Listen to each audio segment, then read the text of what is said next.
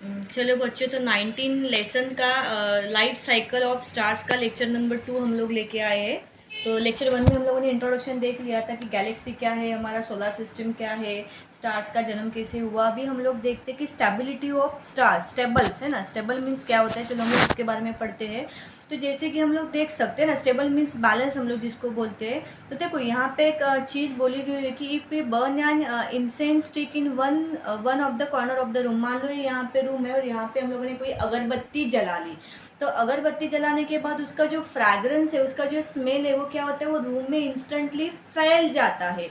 तो वैसे ही अगर मान लो कि कोई गर्म पानी हम लोगों ने एक पॉट में किया हुआ है और उसके ऊपर अगर हम लोग बर्तन ढक देते हैं, कोई लीड उसके ऊपर हम लोग ऊपर से रख देते हैं, एंड जब पानी गर्म हो जाता है तो उसके ऊपर जो वेपर्स आते हैं ना, जो पानी का कन्वर्जन वो वेपर्स में होते हैं, एंड जैसे ही हम लोग उसको खोल देते हैं तो वो सराउंडिंग में मिक्स हो जाते हैं। तो इसका मतलब क्या होता है कि this means that the hot gas spread everywhere. इसका मतलब है कि जो भी गैसेस यहाँ पे प्रोड्यूस हो रहे हैं वो हर जगह स्प्रेड हो रहे हैं। तो ऐसा क्यों हो रहा है एंड ये कहाँ पे जाते हैं, तो इसके बारे में हम लोगों को स्टेबिलिटी ऑफ स्टार्स में पढ़ना है। तो देखो इसका आंसर है कि ऐसा क्यों होता है। तो इसका आंसर यहाँ पे एक ही है कि बिकॉज ऑफ ग्रेविटेशनल फोर्स। ये ग्रेविटेशनल फोर्स की वजह से होता है। जैसे कि पता है बच्चों कि हमारे अर्थ के पास क्या ग्रेविटेशनल फोर्स है। तो देखो यहाँ पे जो ग्रेविटेशनल फोर्स है ना, जो गैस पार्टिकल्स के बीच में जो भी होता है ना, the gravitational force between the gas particles of the stars keep these particles together. ये ग्रेविटेशनल फोर्स की वजह से यहाँ पे जो पार्टिकल, गैस पार्टिकल्स है ना, वो एक दूसरे के साथ बने हुए रहते हैं। एंड यहाँ पे अगर ग्रेविटेशनल फोर्स वो कॉन्स्टेंटली अगर ट्राई करता है कि to bring the gas particle close together, है ना, एक दूसरे के पास आने के लिए, अगर वो जो भी यहाँ पे 10 पार्टिकल है वो ट्राई कर रहे हैं, तो यहाँ पे क्या होता है कि जो भी हॉट गैस का प्रेशर है वो थोड़ा बढ़ जाता है, which is constantly trying to disperse of the gas or balance, है ना। तो वो क्या करते हैं, देखो जैसे यहाँ पे अंदर की तरफ क्या है, मान लो ये हमारा सन है, ये एक स्टार है, अंदर की तरफ है ना हमारा ग्रेविटेशनल फोर्स है, एंड बाहर की तरफ हमारा क्या है, प्रेशर ऑफ हॉट गैसेस है। तो मान लो जैसे ये यहाँ से अगर गैसेस बाहर निकलता है तो ये क्या करता है ना कि जो हमारे अंदर की तरफ जो गैसेस है ना, ग्रेविटेशन, ये इसको अपनी तरफ खींचने की काम करता है। मीन जो गैस बाहर जा रहा है, सराउंडिंग में मिक्स हो रहा है, तो वो इसको क्या कर रहा है, बिकॉज ऑफ ग्रेविटेशनल फोर्स की वजह से वो उसको अंदर खींचने की कोशिश कर रहा है। एंड उसी की वजह से यहाँ पे क्या है, उसी की वजह से ये बैलेंस्ड है, जिसी को हम लोग बोलते हैं कि स्टेबिलिटी ऑफ द स्टार्स, है ना। ये बाहर हमारा क्या है, प्रेशर ऑफ हॉट गैस है, उसको अंदर मेंटेन कर रहा है, जो हमारा ग्रेविटेशनल फोर्स है वो उसको खींच रहा है अपनी तरफ, बाहर नहीं जाने दे रहा है। तो इसी को हम लोग बोलते हैं कि स्टेबिलिटी ऑफ स्टार्स। तो ठीक है, यहाँ पे हमारा स्टेबिलिटी ऑफ स्टार्स ये टॉपिक कंप्लीट हो गया है। जैसे हम लोग नेक्स्ट टॉपिक हमारा देखते हैं कि इवोल्यूशन ऑफ स्टार्स। देखो स्टार्स का इवोल्यूशन कैसे हुआ था, हम लोग वो चीज़ पढ़ेंगे।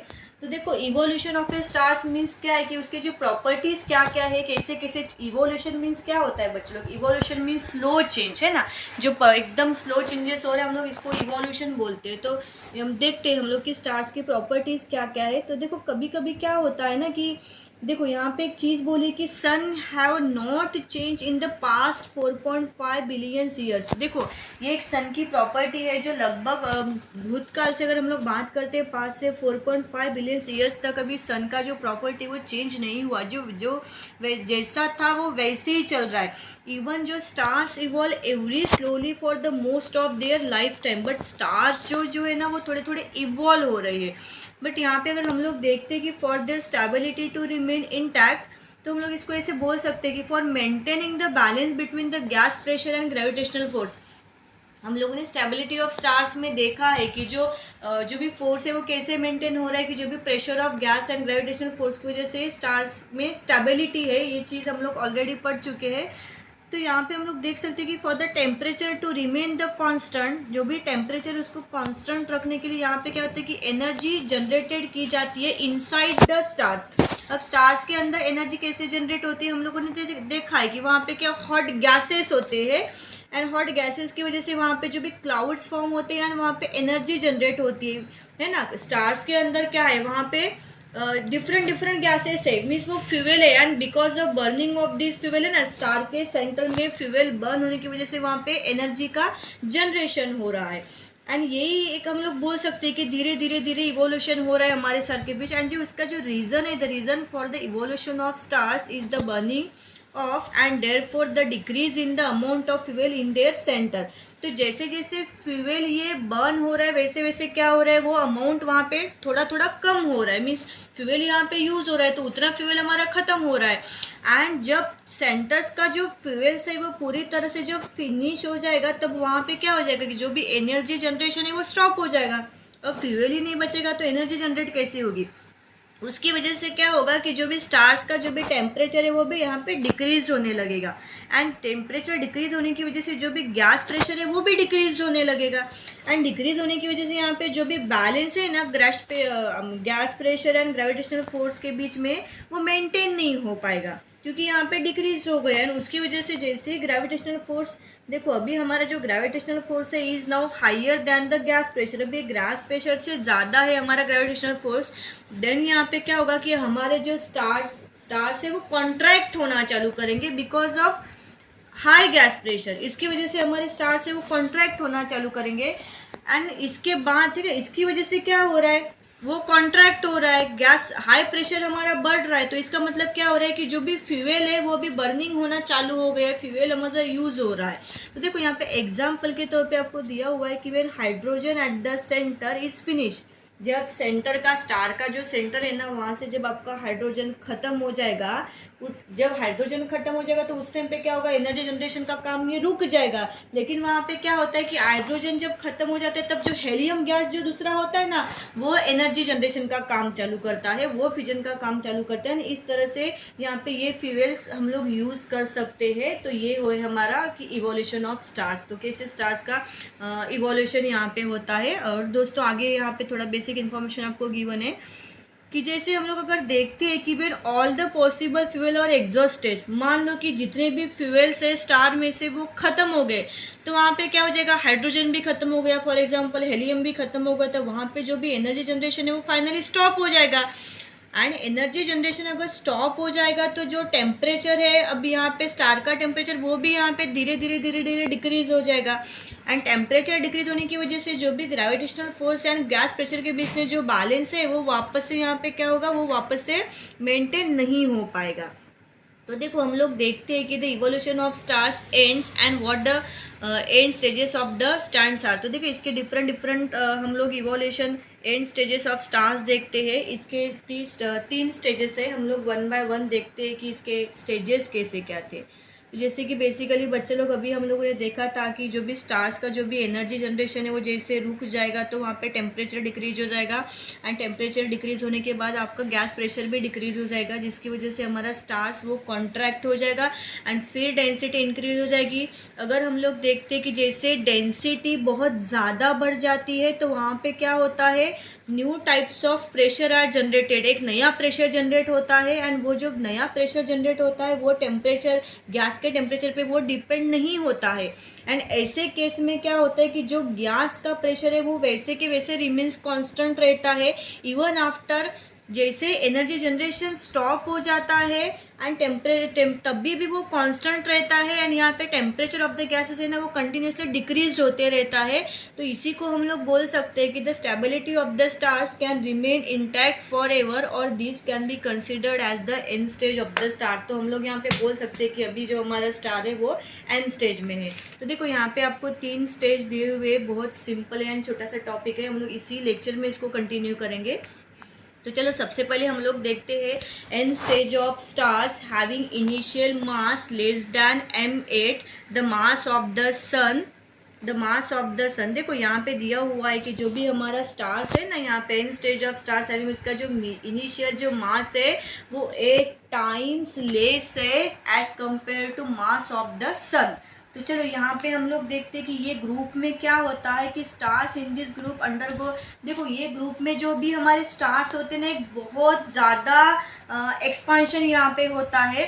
एंड उसकी वजह से क्या होता है कि इनका जो रेडियस है वो इंक्रीज होता है, कितना 100 to 200 फैक्टर से यहाँ पे रेडियस इंक्रीज होता है। एंड इसी स्टेज को हम लोग यहाँ पे बोलते हैं कि रेड गिगांट स्टार्स। देखो यहाँ पे क्या हो रहा है कि फर्स्ट स्टेज में जो भी हमारा स्टार है ना, ये ह्यूग एक्सपांशन में जा रहा है, एंड जिसकी वजह से जो इसका रेडियस है वो 100 to 200 फैक्टर से वो बढ़ रहा है। एंड इसी स्टेज को हम लोग रेड गिगांट स्टार्स बोलते हैं। रेड गिगांट स्टार्स इसको नाम दिया है क्योंकि यहाँ पे जब स्टार्स ये स्टेज में आ जाते हैं तब ये थोड़ा रेडिश हम लोगों को दिखता है, रेड कलर का। आप यहाँ पे डायग्राम में 1960 के डायग्राम में आप देख सकते हो कि जो थोड़ा रेडिश कलर का आता है, एंड इसका टेम्परेचर भी लो हो जाता है। एंड टेम्परेचर जब लो हो जाता है तो इसका जो साइज होता है ना रेड गिगांट स्टार्स का, तो देखो यहाँ पे दिया हुआ है कि in comparison to other types of the stars, देखो दोनों का यहाँ पे कंपैरिजन भी दिया हुआ है कि एक छोटा है रेड, यहाँ पे एक रेड गिगांट दिया हुआ है एंड यहाँ पे सुपर गिगांट दिया हुआ है। तो एज कम्पेयर टू सुपर गिगांट ये रेड गिगांट क्या है, हमारा छोटा है। एंड जैसे एंड ऑफ द इवोल्यूशन यहाँ पे क्या होता है कि जो भी स्टार्स है वो एक्सप्लेड होते हैं एंड उनका जो आउटर गैस है वो एनवलप हो जाता है, मीन्स बाहर निकल जाता है। सो यहाँ पे ध्यान दो कि जो inner part of the contract, यहाँ पे स्टार के अंदर जो भी इनर पार्ट है वो कॉन्ट्रैक्ट होता है एंड उसकी वजह से जो साइज है ना become similar to the size of the earth. इसकी वजह से उसका साइज भी अर्थ के जैसे ही हम लोगों को दिखता है।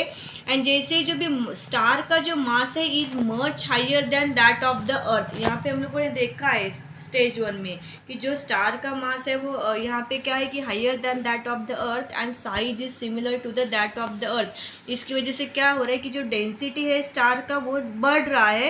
एंड ऐसे स्टेट में क्या होता है कि जो प्रेशर है ना ड्यू टू इलेक्ट्रॉन्स की वजह से, तो यहाँ पे जो भी स्टार्स है वो टेम्परेचर के ऊपर डिपेंड नहीं होते, वो इंडिपेंडेंट हो जाते हैं। इसीलिए हम लोग है ना यहाँ पे क्या करते हैं कि it is able to balance the gravitational force forever. इसीलिए यहाँ पे हम लोग इसका ग्रेविटेशनल फोर्स है वो बैलेंस कर पाते हैं। एंड ये स्टेट में हमारा जो स्टार्स है ये थोड़ा वाइट दिखता है एंड थोड़ा स्मॉल साइज का दिखता है, इसी को हम लोग बोलते हैं वाइट डॉर्फ, है ना। ये आप डायग्राम में देख सकते हो कि ये जो सिचुएशन में स्टार्स हमारा वाइट कलर का हो रहा है एंड छोटा सा दिख रहा है, हम लोग उसी को वाइट डॉर्फ बोलते हैं। यहाँ पे आप 1960 डायग्राम में भी आप देख सकते हो कि आपका वाइट डॉर्फ कहाँ पे है। तो ये फिलिंग द ब्लैंक्स में वगैरह ये सारी चीज़ें पूछते हैं, तो आप इसको थोड़ा केयरफुली पढ़ लेना। एंड इसके बाद क्या होता है कि जैसे टेम्परेचर से वो कीप्स डिक्रीजिंग, टेम्परेचर तो कंटिन्यू डिक्रीज हो रहा है, बस उसका साइज एंड मास जो है वो क्या रिमेन्स अनचेंज, है ना, वो अनचेंज हो रहा है। एंड वो भी इसका जो वाइट जो डॉर्फ है वो यहाँ पे क्या हो रहा है, is the end stage of the stars in this mass range. तो यहाँ पे इसका क्या होगा, वो एंड स्टेज होगा।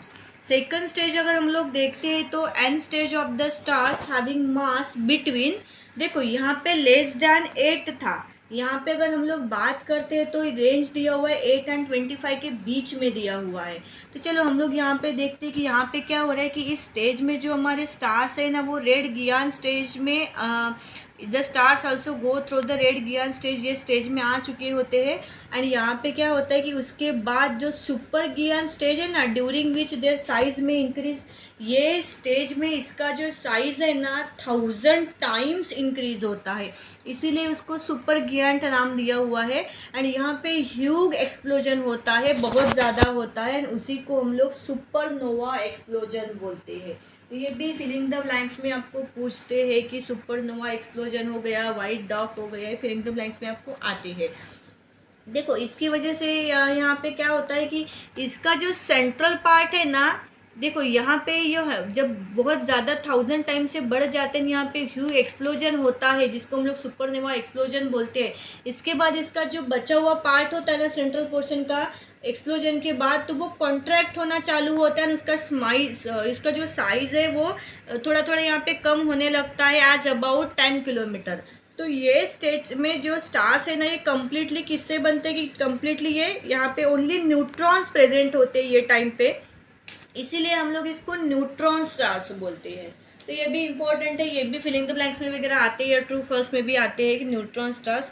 अब देखो यहाँ पे क्या होता है कि the presence of this neutrons is independent, तो यहाँ पे जो भी न्यूट्रॉन्स होते हैं ना वो भी टेम्परेचर पे इंडिपेंडेंट होते हैं। एंड अभी ये कैपेबल होते हैं कि जो भी हमारा ग्रेविटेशनल फोर्स है उसको बैलेंस करने के लिए ये यहाँ पे कैपेबल होते हैं। एंड जो न्यूट्रॉन स्टार्स है ये यहाँ पे इसका क्या है कि is the end stage of this stars, तो ये इसका एंड स्टेज है स्टार्स का। एंड यहाँ पे लास्ट वन हम लोग देखते हैं कि and stage of stars having, जब इसका मास देखो पहले इसमें क्या था कि लेस देन 8 था, सेकंड स्टेज में अगर हम लोग देखते हैं तो 8 एंड 25 टाइम्स था इसके बीच में, एंड थर्ड टाइम में अगर हम लोग बात कर रहे हैं तो larger than 25 times the mass of the sun से भी 25 ज़्यादा लार्जर टाइम है। तो सी यहाँ पे हम लोग देखते हैं कि जैसे भी हमारे जो भी ये स्टार्स है evolve like the stars in the second group है ना, ये सेकंड ग्रुप है हमारा। सेकंड ग्रुप में अगर हम लोगों ने भी देखा कि सेकंड ग्रुप में जो भी हुआ था उसके बाद यहाँ पे क्या हुआ कि आफ्टर द सुपरनोवा एक्सप्लोजन है ना, वहाँ पे जब एक्सप्लोजन हुआ हम लोग उसको ह्यूज एक्सप्लोजन हुआ, हम लोग उसको सुपरनोवा एक्सप्लोजन बोलते हैं। वो होने के बाद यहाँ पे क्या हुआ कि अभी कोई भी प्रेशर है ना वो it is not capable of balancing their huge gravitational force. अभी वो और भी जो ग्रेविटेशनल फोर्स है अभी वो उसको बैलेंस नहीं कर पाएगा, उसमें वो उसके लिए वो कैपेबल ही नहीं होगा, एंड इसकी वजह से वो कंटिन्यू कॉन्ट्रैक्टिंग होते रहेगा फॉर एवरी टाइम्स। एंड इसकी वजह से क्या होगा कि आज देयर साइज बिकम स्मॉलर, जैसे उसका साइज जो है छोटा हो जाएगा उसकी डेंसिटी एंड उसका जो ग्रेविटेशनल फोर्स है वो ट्रिमेंडसली इंक्रीज हो जाएगा, बहुत ज़्यादा इंक्रीज हो जाएगा। एंड उसकी वजह से वो क्या करेगा कि जितने भी ऑब्जेक्ट है उसके नियर अबाउट, जितने भी ऑल थिंग्स है उसके उसको वो क्या करेगा अपनी तरफ उसको अट्रैक्ट करेगा। एंड यहाँ पे क्या करेगा अट्रैक्ट करने के बाद nothing can come out of them, उसमें से कुछ भी बाहर नहीं छूटेगा, इवन लाइट तक बाहर नहीं आएगा, छोटा सा छोटा लाइट भी ना। ऑल्सो वहाँ पे जब वो अंदर चला जाता है तो लाइट तक उसमें से बाहर नहीं आएगा, एंड लाइट का जो रिफ्लेक्शन है वो भी बाहर नहीं आएगा। तो वहाँ पे क्या हो जाएगा get absorb inside the stars, वो स्टार्स के अंदर ही एब्सॉर्ब हो जाएगा, क्योंकि देखो ये 25 टाइम्स ज़्यादा ग्रेटर है। तो यहाँ पे हम लोग देख सकते हैं कि जैसे हम लोगों ने देखा ना कि सुपरनोवा एक्सप्लोजन होने के बाद यहाँ पे क्या हो रहा है, वो कोई भी ग्रेविटेशनल फोर्स है कोई भी प्रेशर को अभी बर्दाश्त करने के लिए वो कैपेबल नहीं है, उसकी वजह से उसका साइज छोटा हो गया, उसका डेंसिटी इंक्रीज हो गया, ग्रेविटेशनल फोर्स भी ट्रिमेंडसली इंक्रीज हो गया, एंड ग्रेविटेशनल फोर्स उसका ट्रिमेंडसली इंक्रीज होने की वजह से उसके आजू बाजू में जो भी लिविंग थिंग्स है, जो भी ऑब्जेक्ट है, वो क्या उसको अपनी तरफ वो कॉन्ट्रैक्ट कर रहा है, अपनी तरफ वो खींच रहा है उसको, एंड इस तरह से वो खींच रहा है कि उसका कुछ भी पार्ट जो है वो बाहर नहीं जा रहा है, इवन जो लाइट जा रहा है लाइट का रिफ्लेक्शन भी वो बाहर नहीं जा रहा है, वो सबके सब स्टार के इनसाइड में वो सारी की सारी चीज़ें एब्जॉर्ब कर रहा है। तो इसकी वजह से we cannot see the stars at all, stars हम लोग नहीं देख पाते हैं, but can probably see a minute black a holes at it place, एक छोटा सा माइन्यूट ब्लैक होल, एक छोटा सा होल दिखता है, इसी को हम लोग बोलते हैं कि black hole. This end stage of the stars is called as black hole, ये भी आपके फिलिंग द ब्लैंक्स में वगैरह आते हैं, तो इसी को हम लोग ब्लैक होल बोलते हैं। सो यहाँ पे हमारे जो स्टेजेस है वो कंप्लीट हो गए। तो यहाँ पे हम लोग ये बॉक्स में देख सकते हैं कि जब जब हमारा इनिशियल मास था स्टार्स का वो less than 8 times of the mass of the sun था, तब यहाँ पे स्टार का एंड स्टेज एक वाइट डॉर्फ था। जब सेकंड स्टेज में अगर हम लोग बात करते कि वो 8 to 25 सन के मास के बिटवीन में था, तब उसका एंड स्टार का जो एंड स्टेज है वो न्यूट्रॉन स्टार था। एंड यहाँ पे लास्टली अगर हम लोग बात करते हैं कि initial mass of the star जब greater than 25 mass of the sun था, तब यहाँ पे ये ब्लैक होल था। तो बच्चे लोग यहाँ पे हमारा जो लेसन है 8th स्टैंडर्ड का साइंस का ये जो लास्ट लेसन है आपका लाइफ साइकिल ऑफ स्टार्स, ये यहाँ पे लगभग कंप्लीट हो गया है। तो आपको कोई भी डिफ़िकल्टी है रिगार्डिंग दिस लेक्चर तो आप कमेंट बॉक्स में मुझे नीचे पूछ सकते हो। दोस्तों फिर से एक बार आपको याद दिलाना चाहूँगी कि ये मेरे लेक्चर को लाइक करना, सब्सक्राइब करना और बेल आइकन को प्रेस करना ना भूलना। Thank you for watching.